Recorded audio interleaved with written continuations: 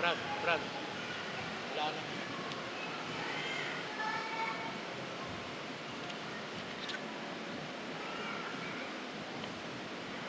Na ay paanyaya na pasanin mo ang iyong krus.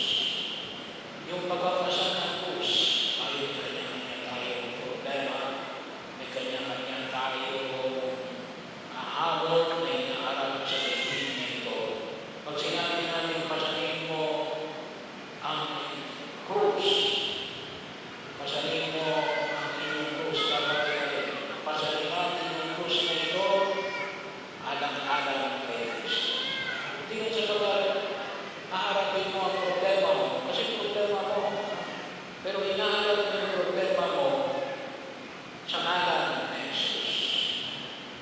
Bahagi yun ang mahalaga kung sa mga magulang na nagsusumikap na bigyan ng pangailangan ng kanyang mga anak, sa mga mag-asawa na naging patuloy na matapat sa kanilang pagmamahalan, sa mga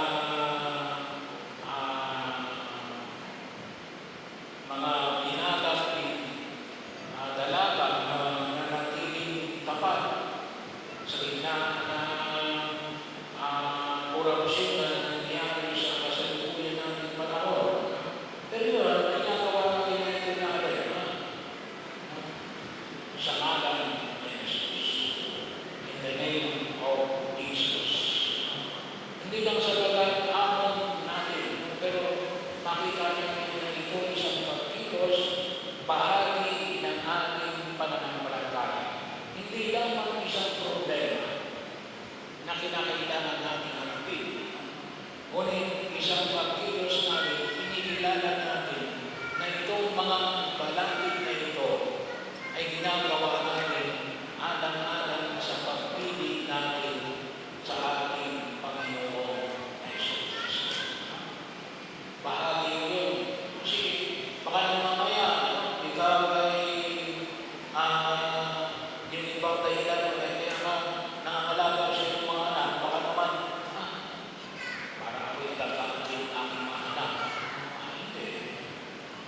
Kaya ka pinangangalagaan mo yun na muna naging sila gawa ng pagtugon mo sa panawagan ni Jesus na dahil ito'y tutuloy ng isang mabuting magulang na itinamangkin ng ating Panginoon Jesus.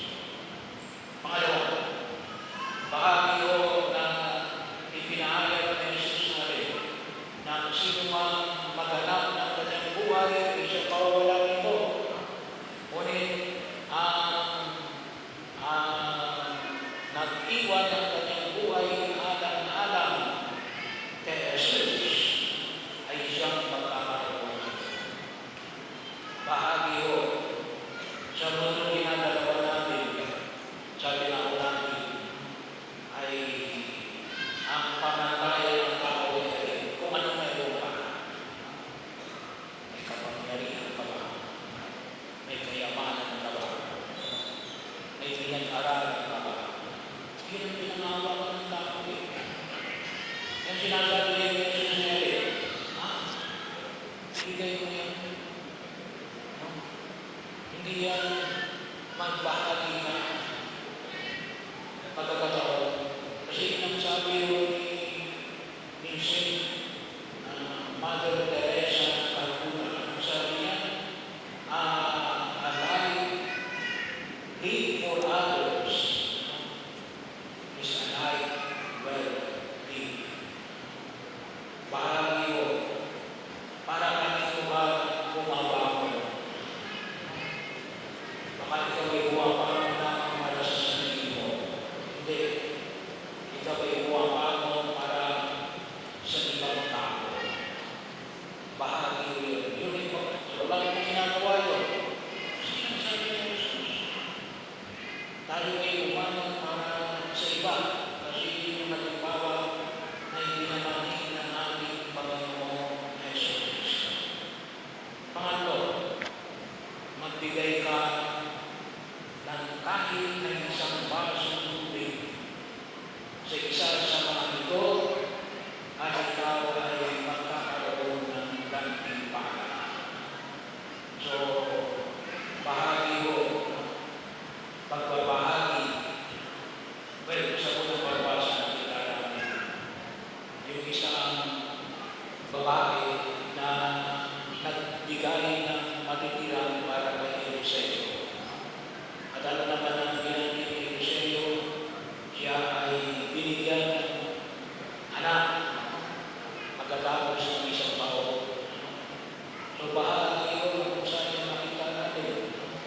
Gumawa tayo ng maliliit na mga gawain ng may pag-ibig.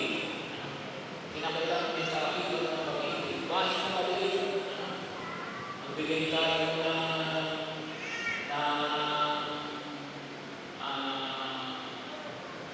payo sa mga nagulungianan.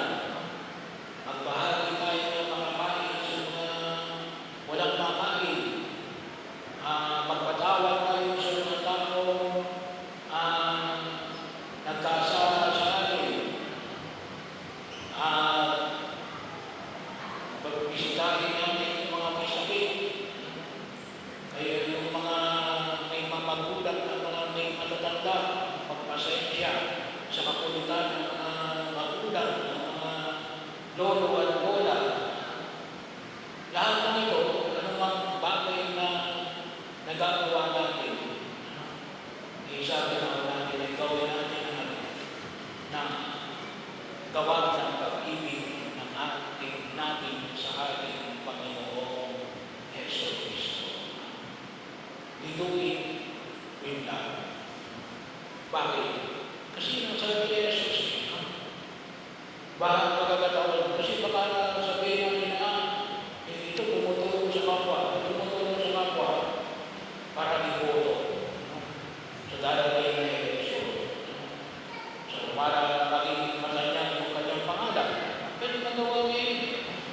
Pero kapag sinabi mo, ibigin mo ako na higit sa lahat.